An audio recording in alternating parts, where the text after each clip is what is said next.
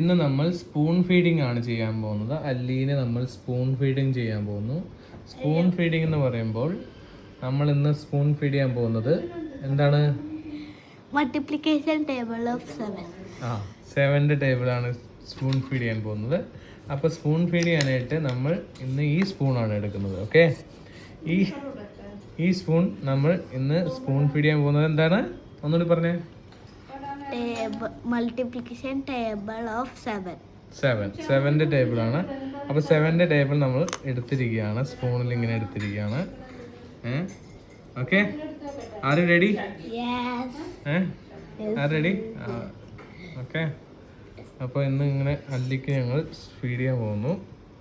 അല്ലിക്ക് spoon feed ചെയ്യുന്നു. അല്ലി അപ്പോൾ തന്നെ ടേബിൾ പറയുന്നതാണ്. Okay, okay.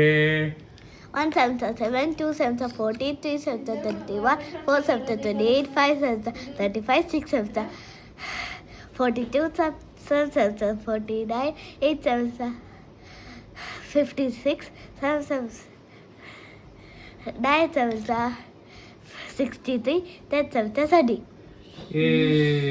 അപ്പോൾ അങ്ങനെ നമ്മൾ ഇന്നത്തെ സ്പൂൺ ഫീഡിങ് കഴിഞ്ഞിരിക്കുകയാണ്. ഇന്ന് നമ്മൾ അങ്ങനെ ഫീഡ് ചെയ്തിരിക്കുകയാണ്. ഓക്കെ, ഇന്ന് 7ന്റെ ടേബിളാണ് ഫീഡ് ചെയ്തത്. ഇനി നമ്മൾ ഫീഡ് ചെയ്യാൻ പോകുന്നത്